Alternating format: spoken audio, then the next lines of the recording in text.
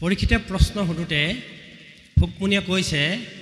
যে হে পৰীক্ষিত বোপা পৰীক্ষিত পুচিলাহা যিটো কথা সংসাৰতে হাৰ সংসাৰৰ হাৰ প্ৰশ্ন সুধি দিলা মুখ্যৰো সাধন এইটো জগতৰে হিত লভিলা মুকতি তাহাৰো বাঞ্ছিত যিটো প্ৰশ্ন তুমি সুধি দিলা এই প্ৰশ্নটো এইকাৰণে সংসাৰত হাৰ যিসকলে মুক্তি বিচাৰে এই প্ৰশ্নটোৰ যোগেদি মুক্তি পাই যাব জগতখন মুক্তি হৈ যাব এই প্ৰশ্নটোৰ যোগেদি আপোনাৰ হবে সাধাৰণতে কি হয় আমি যেতিয়া ঘৰত কাঠ লগাওঁ বোলে চেগুন হাড়টো বহিছেনে বাৰু হয়নে প্ৰভু আমি কাঠৰ হাড় লওঁ হয়নে গতিকে কথাৰো হাড় আছে কথাৰ ভিতৰত সকলো কথা হাড় কথা নহয় কিন্তু এইটো এইকাৰণে হাড় কথা সংসাৰতে গোটেই সংসাৰখনৰ ভিতৰত এইটো হাড় কথা এইকাৰণে এইটো হাড় কথা আমাৰ স্বভাৱটো দেখাইছে পৃথিৱীত মানুহ মাত্ৰে আমি কি বস্তুত জড়িত হৈ থাকোঁ ইয়াত কৈছে যে নাহি জ্ঞান যাৰ জাতি ধৰ্ম মাত্ৰ পালন কৰে নিতে বলি বিশ্ব পঞ্চ যজ্ঞক আচুৰে তাহাৰ শ্ৰোতব্য কথা আছে অসংখ্যাত হৰি বিমুখৰ হোৱে ব্যৰ্থে আয়ুপাত ভাগৱতৰ এই ভাগ যদি ব্যাখ্যাটো ভুল লাগে ব্যাখ্যাকাৰকে হয়তো পিঠি মোহাৰিবলৈ পাহৰিব লাগিব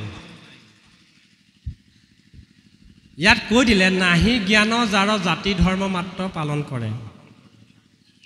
জ্ঞান নাইকিয়া বুলি কৈছে নেকি সেইটো কথা ভাগৱতে কোৱা নাই ভাগৱতে কৈছে যে যেতিয়ালৈকে যে সংসাৰখন মুক্তি হৈ যাব ঈশ্বৰৰ নামত এই প্ৰশ্নটোৰ যোগেদি যেতিয়ালৈকে জনা নাছিলে তেতিয়ালৈকে আমি জাতি ধৰ্ম কৰি আছিলোঁ এই কথাটো নজনালৈকে দেই নিতে বলি বিশ্ব পঞ্চযজ্ঞক আচৰে তেতিয়ালৈকে আমি পঞ্চযজ্ঞ আচৰণ কৰিছোঁ দেৱযজ্ঞ অতিথি যজ্ঞ নিযজ্ঞ ভূতযজ্ঞ পিতৃযজ্ঞ এই পঞ্চযজ্ঞ কেলে কৰিছিলোঁ বেদত কৈছে নকৰিলে পৰকালে আছে মহাভয় দুখভঞ্জী হীনজাতি হৈবেক লাগয় নকৰিলে আমাৰ পৰকালটোত ভয় আছে কেলে দুখভঞ্জী হীনজাতি হীন জাতিত আমি সৃষ্টি হ'ব লাগিব হৈবেক নিশ্চয় কিন্তু ভাগৱতে আকৌ সিদ্ধান্ত দিলে বুজিছেনে কায় বাক্য মানে যিজনে লৈলে ক হৰণ ঈশ্বৰ যিজনে কায় বাক্য কৈ হৰণ ল'লে সেইজনে নুহি আৰু ঋণী সিটো আৰু সেইজনৰ কোনো ঋণ নহ'ল এই পঞ্চযজ্ঞ ঋণ নালাগে কেতিয়ালৈকে লাগিব কেতিয়ালৈকে নালাগে এইটোহে উত্তৰ আমাক কেতিয়ালৈকে এণ্টিবায়'টিক খাব লাগিব কেতিয়ালৈকে নালাগে হয়নে প্ৰভু কেতিয়ালৈকে দৰৱ খাব লাগিব কেতিয়ালৈকে নালাগে উত্তৰ সেইটোহে লাগে আমাক যদি খাব নালাগে নাখাওঁ যদি খাবলগীয়া হয় খাম ইয়াত কৈছে যে যদি আমি সেই কামটোত জড়িত হৈ আছোঁ তেতিয়াহ'লে আমি যে ঈশ্বৰৰ নামেৰে মুক্তি হৈ যাব এই কথাটো আমি হাৰ কথাটো বিচাৰি পোৱা নাছিলোঁ সেইকাৰণে সংসাৰৰ হাৰ প্ৰশ্ন দিবলৈ যাওঁতে তেওঁ উদাহৰণ দিছে যে মানুহ মাত্ৰে আমাৰ স্বভাৱ কি দিন ভয়লে ধন কুটুম বড় চিন্তা কৰে নিদ্ৰাস্তি আলাপনে ব্যৰ্থে আয়ু হৰে মিছা বিষয়ক মাত কৰে অভিলাষ সিহেতু নেদখে নৰে আপোন বিনাশ আমি দুটা বস্তুত জড়িত গুণী জ্ঞানী মূৰ্খ পণ্ডিত বুজিছেনে লেঙুৰ ভেঙুৰ সুধাম সুঠাম আমি যিয়ে নহওঁ লাগিলে স্ত্ৰী বা পুৰুষে হওঁ আমি দুটা কামত জড়িত এটা হৈছে কি দিনৰ ভয়লে ধন কুটুম্ব চিন্তা কৰে আমি দিন হ'লে ধন উপাৰ্জন কৰিব লাগিবই ভাগৱতে নকৰিবলৈ কোৱা নাই ধন উপাৰ্জন কৰিবলৈ কৈছে নিদ্ৰা স্ত্ৰী আলাপনে ব্যৰ্থ হৰে আৰু নিদ্ৰা হ'লে ৰাতি আইগৰাকী যিসকলৰ লগত আছে সেইসকল বাজেটখন কথা পাতোতে ৰাতি কেতিয়াবা আমি গমেই নাপাওঁ হয়নে প্ৰভু আইসকল হয়নে তেতিয়া কুটুম্ব কুটুম কোন প্ৰকাৰৰ কুটুম দুই প্ৰকাৰৰ প্ৰথম দুই প্ৰকাৰ হৈছে কি কুটুম আমাৰ সম্বন্ধ কুটুম মানে সম্বন্ধ এখিনি আমাৰ তেজৰ সম্বন্ধ সেইখিনিকে স্বজন বুলি কৈছে এখিনি আমাৰ তেজৰ যোগেদি আমাৰ বংশগতি সৃষ্টি হৈছে আৰু এখিনি আমাৰ বিবাহৰ যোগেদি হৈছে সম্বন্ধ হয়নে বাপ বিবাহৰ যোগেদি আইগৰাকীৰ লগত সম্বন্ধ আৰু জন্মৰ যোগেদি দদাই ভতিজা পেহী মাহী এইখিনি সম্বন্ধ আমাৰ এই যিখিনি সম্বন্ধ হৈছে এইখিনি কুটুম্বৰ এই সম্বন্ধৰ লগতো ভাগৰটো বৰ জেলেপি পাক খুলিব নাজানিলে বৰ দিগদাৰ আৰু এই কুটুম্বো বৰ জেলেপি পাক লগতে আমাৰ বন্ধুবৰ্গ আপুনি LP স্কুলৰ পৰা পঢ়ি থকা দিনৰ পৰা একেবাৰে বুঢ়া বয়সলৈকে কিমান আপোনাৰ সম্বন্ধ হৈছে বন্ধু হৈছে ঠিকনা নাই তাৰ মাজতে কোনোবা বাৰ্থডে খাবলৈ গৈছোঁ কোনোবা আমি সকাম খাবলৈ গৈছোঁ সকাম নাখাওঁ মাত খা দিবলৈ গৈছোঁ বিবাহন যাব নোৱাৰো কিবা এটা এই দিনটো আমি কৰোঁতে আমাৰ এক ছেকেণ্ডো সময় নাই সেইকাৰণে আমাক ভাগৱতে ক'লে কি ৰবলৈ সময় আছে নি বাপ আজি যদি আমাৰ এই বাপজন ইয়াত পাঠকি কাইলৈ আকৌ বেলেগত নিমন্ত্ৰণ দিছে ৰবলৈ সময় নাই বাপজনৰ সময় নাই আপোনাৰ সময় নাই ইয়াত যদিও বহুতে বহি আছে মনটো গৈ কিন্তু ঘৰত যদি ধান মেলি থোৱা আছে তাত আছে গৈ আকৌ বোৱাৰীয়ে বা কি কৰিছে হয়নে নাই মানে ৰবলৈ সময় নাইকিয়াখিনিয়ে আৰু নৰখিনিকে কৈছে যে তোমালোকৰ কাম কি দিনৰ ভলে ধন কুটুম্বৰ চিন্তা কৰে নিৰ্দায়ষ্টিয়াল আপুনি ব্যৰ্থ আয়ু হয় আয়ো বাপজন দেখাতে বিয়া পতা কিয় নাই আইগৰাকীৰ লগত কথা পাতি ৰাতিপুৱাব পাৰে কিন্তু বয়স যেতিয়া হৈ গ'ল আইগৰাকীৰ লগত দেখা দেখি নাইকিয়া হ'ল সেইকাৰণে সংসাৰ সংগযোগ অসাৰ যিদিনাখনলৈকে তই মহে আছিলোঁ বিচনাখনত থাকোঁতে একেবাৰে কি দেখিব ইজনে সিজনে বাপ হয়নে উঠক যিদিনাখন অটো এইডাল হৈ গ'ল আৰু অসাৰ হৈ পৰিলে আইগৰাকীক বিচনাখনতে দুচমান দিলে ৰাতিপুৱালে যদি মঙলবাৰ আছিলে সেইদিনা শনিবাৰলৈ পৰিলে আৰু হয়নে প্ৰভু যদি মঙলবাৰ আছিলে সেইদিনাখন ৰাতিপুৱা শনিবাৰ গাত লাগিলে আৰু যিদিনাখন শনিবাৰো আছিলে আইগৰাকীয়ে যদি ক'লে হয়নে প্ৰভু এই কালি আমাৰ ঘৰৰ পৰা পিঠা কেইটামান দি পঠাইছিলে চাহকণ বনাব উঠা সোনকালে খাব লাগে পিঠা সেইদিনাখন যদি শনিবাৰ আছিলে মঙলবাৰলৈ হ'ল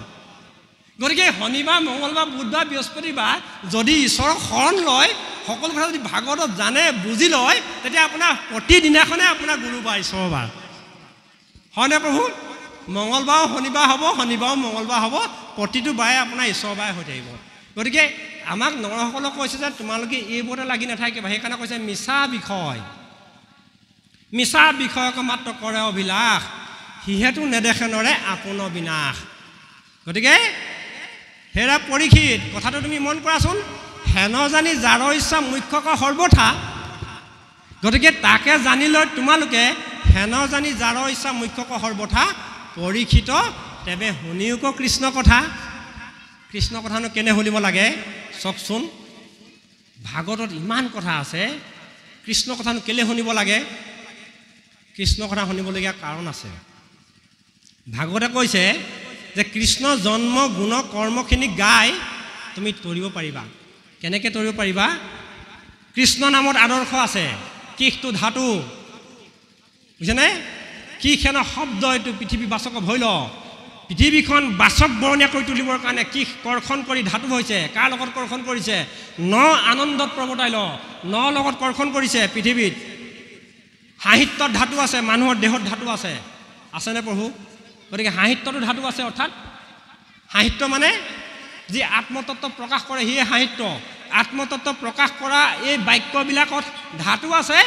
আৰু মানুহৰ দেহটো ধাতু আছে আমাৰ কেইটা ধাতু আছে সপ্ত ধাতু অষ্টচাল 7টা আমাৰ গাত ধাতু আছে এই 7টা ধাতুক জানি বুজি কেনেকৈ প্ৰয়োগ কৰিব লাগিব এই কৃষ্ণ গুণনামৰ যোগেদি কৃষ্ণ জন্মকৰ্মৰ যোগেদি বুজি পাম ভগৱন্ত কৃষ্ণই জন্মকত লৈলে অৱতৰণ কাৰাগাৰত অৱতৰণ কৰিবলৈ যাওঁতে কেতিয়া লৈছিলে আউসী ঘোৰ অন্ধকাৰত হয়নে প্ৰভু বৰষুণ বতাহ দিছে এতিয়া বৰষুণ বতাহ দিয়া অন্ধকাৰত লৈছে ক'ত কংস কাৰাগাৰত কেলৈ লৈছে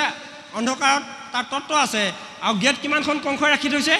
এখন দুখন নহয় 7খন গেট দুৱৰী 7খন আছে যেতিয়া যুগমায়া আহি গ'ল দুৱৰী সকলো হৈ গ'ল 7খন গেট পাৰ হৈ তেওঁ দৈৱকী বসুদেৱ ওচৰত তেওঁ অৱতৰণ কৰিছে কি কৰিছে মাকৰ গাখীৰ খাবলৈ ৰৈ থকা নাই ক'লৈ গুচি গৈছে যমুনা পাৰ হৈছে গকুললৈ গৈছে গোপদে জ্ঞান কুলপদে স্থান যিডোখৰ স্থানত জ্ঞানে পৰিপূৰ্ণ হৈ আছে গকুল সেইকাৰণে গকুলত গাখীৰ অমৃত আকৌ হয়নে প্ৰভু নন্দই অমৃত কৰিছিলে গাখীৰ গৌ পোহাত আছিলে জানো নন্দ এনে নন্দ নহয় নহয় প্ৰভু আছে শব্দ অৰ্থ গতিকে সেই তালৈ ভগৱন্তই লৈ গৈছে কোনে লৈ গৈছে ভগৱন্তক বাট দেখাই সেই কাৰাগাৰৰ পৰা পৃথিৱীত ইমান জীৱ আছে আৰু জীৱ নাপালে সেই শিয়ালটোকে পালে শিয়ালটোৱে বাট দেখাই দিলে গতিকে আপোনালোকে চাব বাপ সৰুৰ পৰা সকলোৱে চাৰ্কাছ চাইছে নহয় সকলোৱে চাৰ্কাছ চাইছে কোনোবাইতো চাৰ্কাছ চাইছে বাঘ সিংহ ইমান হিংসুক প্ৰাণী পৃথিৱীত হিংসুক প্ৰাণীৰ ভিতৰত সিংহ আৰু বাঘ হয়নে প্ৰভু গতিকে তেনেকুৱা প্ৰাণীকো মানুহে নচুৱাই থাকে শিয়াল কেতিয়াবা নচোৱা দেখিছে নি বাৰু শিয়াল নচোৱা দেখিছে নি বাৰু গতিকে ভাগৱত পঢ়ি শিয়াল হ'ব পাৰিব কিন্তু এই ভগৱন্ত কৃষ্ণক আপুনি বাটটোহে দেখাই দিলে কিন্তু তেওঁ পাৰ হৈ গকুললৈ বেলেগ যাব গতিকে আমি ভগৱন্ত কৃষ্ণৰ জন্ম কৰ্ম গুণগণ গাবলৈ যাওঁতে আমি প্ৰতিটো ষ্টেপত প্ৰতিটো খোজত ভগৱন্তৰ আত্মজীৱনীখন আমি চাব লাগিব কৃষ্ণ আত্মজীৱনী আকৌ এটা উদাহৰণ দিছোঁ কেলৈ আমি জানিব লাগে কাল যৱনক বধ কৰিছিলে কাল যৱনে ভগৱন্ত কৃষ্ণক কিমানবাৰ খেদিছিলে 14 বাৰ এবাৰ দুবাৰ নহয় 14 বাৰ 14 বছৰ তত্ত্বত যদি চাওঁ আইসকলৰ জীয়ৰী হোৱা বয়স কেইবছৰ 9 বছৰ বা 13 বছৰ ভিতৰত হয়নে ডক্টৰৰ মতে পুৰুষসকলৰ যৌৱন অহা বয়স কিমান বছৰ 9 বছৰ বা 16 বছৰ ভিতৰত হয়নে প্ৰভু গতিকে কাল যৱনে যেতিয়া খেদিছে তাৰ নামটো ৰাখিলে কাল যৱন তাক কাল যৱন ৰাখি বেলেগো ৰাখিব পাৰিলেহেঁতেন হয়নে প্ৰভু ৰাখিলে কাল কাল মানে সময় যৱন মানে যৌৱন যৌৱন মানে লেতেৰা লেতেৰা যিডোখৰ সময় সেইডোখৰ কাল যৱন সেইকাৰণে লেতেৰা তত্ত্বত যদি চাওঁ প্ৰভু যেতিয়া কি হৈছে কৃষ্ণক খেদি ফুৰিছে সেইকাৰণে যেতিয়া যৌৱনৰ মতে মত্ত অন্ধ হৈ বিদ্যা গৰ্ভে যেতিয়া বিদ্যা যৌৱন আৰু ধন তিনিটা একেলগে পৰিব তেতিয়া এইটো সংসাৰত বোলে এইকেইটা আদা বাপাই কল বাপাইকেইটাহে কৃষ্ণ নাপাত থাকে পাতিবলৈ সময় আছে তেতিয়া মোৰ তেতিয়া নাই নহয় কৃষ্ণৰ কথা নাপাতে নহয় তেতিয়া গতিকে কৃষ্ণক খেদি কৰি যোৱা নাই জানো কৃষ্ণ পলোৱা নাই জানো গতিকে কাল যৌৱনে 14 বাৰ খেদিছে ভগৱন্তই 14 বাৰ পলাইছে এবাৰ কি কৰিলে খেদি নি পৰ্বতটো চাৰিওফালে বেৰি ধৰাই তলত জুই লগাই দিলে বোলে বলভদ্ৰ কৃষ্ণ মৰিলে এটা জুই লগাই দিলোঁ নহয় ভগৱন্তৰ মায়াজী পাৰ হৈ গুচি আহিলে আৰু 14 নম্বৰৰ বাৰ পাছত কি কৰিলে ভগৱন্ত কৃষ্ণই কাল যৱনক মাৰিছে কেনেকৈ মাৰিছে নিজে চোৱা নাই কাৰ ওচৰত ভকতৰ ওচৰত মাৰিছে কোনে মুচুকুণ্ড সেইকাৰণে আপোনালোকে বাপসকলে কীৰ্তন পঢ়িছে নহয় দেউতাসকলে মুচুকুণ্ড স্তুতিটো চাবচোন এবাৰ মুচুকুণ্ড স্তুতি যি বুজি ল'ব চকু পানী হাওহকৈ আহিব কেনেকৈ মাৰিলে মুচুকুণ্ডই এতিয়া কাল যৱনে খেদি নিছে ভগৱন্ত গৈ খেদি কি ক'ত সোমাইছে গুহাটোত সোমাই দিলে কাল যৱনে কি কৈছে গুৰ মাৰি দিছে গুৰ মাৰি কি বুলি কৈছে তই কলীয়া কৃষ্ণ মোৰ ভয়ত পলাই এতিয়া তই ৰূপ হলাই ইয়াত টোপনি ভেষ ধৰিছ বুকুতে গুৰ মাৰি দিছে সেই বুকুত গুৰ মৰাৰ পাছত ভগৱন্ত সেই মুচুকুণ্ডই হাৰ পাই চকুৰ দৃষ্টিত শেষ হৈছে এতিয়া দৃষ্টিতে সৃষ্টি আছে সৃষ্টিতে মন আছে মনতে কাৰ্য আছে কাৰ্যতে ৰহস্য আছে ৰহস্যতে ভকতি আছে বাপ সেইকাৰণে ভাগৱতে কৈছে ৰহস্যটো ৰহস্য ঈশ্বৰৰ গুণ কৰ্ম তাকেহে বোলয় জানা ভাগৱতী ধৰ্ম দেই তাকেহে বোলয় জানা ভাগৱতী ধৰ্ম এতিয়া আমি ভাগৱত ধৰ্ম এনেকৈ ধৰিব লাগিব আমাৰ মাজত বেৰখনা দিব নালাগে এইটো পন্থ আমুক এইখিনি তামুক এইখিনি ভাগৱতীয়া এইখিনি নাম পন্থা এইখিনি সত্ৰীয়া এইখিনি বামুণীয়া এইখিনি একো নমনা এইবোৰ আনিব নালাগে ক'ত অত্যন্ত ভাগৱতৰ জেগাডোখৰ আনিব নালাগে খালি জানিব লাগে কেনেকৈ জানিব লাগে আমি জানিব লাগিব কি আমি আজি 14-15 বছৰ দিন ভাগৱতৰ ৰিচাৰ্চ কৰি থকা নিচিনা হৈছে বাপ আমি ফিট মৰা নাই সিমান এতিয়াও আমি এওনাটো দূৰৰ কথা ইমানকণো পোৱাগৈ নোৱাৰি গুৰি যিসকল গুৰুৱে আমাক এই কথাবোৰ কৈছিলে ভাগৱত কেনেকৈ পঢ়িব লাগে সিদ্ধান্ত দিছিলে আমাক অৰ্থ নকৈছিলে নিজে বিচাৰি ল'বা কৈছিলে ভকতৰ ওচৰত আনোতে যেতিয়া কৈছিলে আমাক কেনেকৈ পঢ়াইছিলে জানে গধূলি 7টাৰ পৰা আমি বহোঁ ৰাতিপুৱা 7টাত উঠোঁ ভাগৱতত মাজতে সিদ্ধমুঠি খাই লৈ আকৌ ভকত পঢ়ে যেতিয়া মধ্যৰাতি পাঠ কয় নিজৰ জীৱনৰ অভিজ্ঞতা কৈছোঁ দেই বাপ এই অত ভকত আছে মিছা কথা কোৱা নাই যেতিয়া মধ্যৰাতি পাঠ হয় যেতিয়া 12টা বজাৰ পাছৰ পৰা পাঠভাগ আৰম্ভ হৈ যায় কিবা এটা পৰিৱেশ আহে আমি নিজেই পাইছোঁ কিবা যেন বগা জ্যোতি ভকত আহি আমাৰ ওচৰত বহি আছে গাবোৰ হিহিয়াই যায় পুমুৰীয়া ঠাণ্ডাত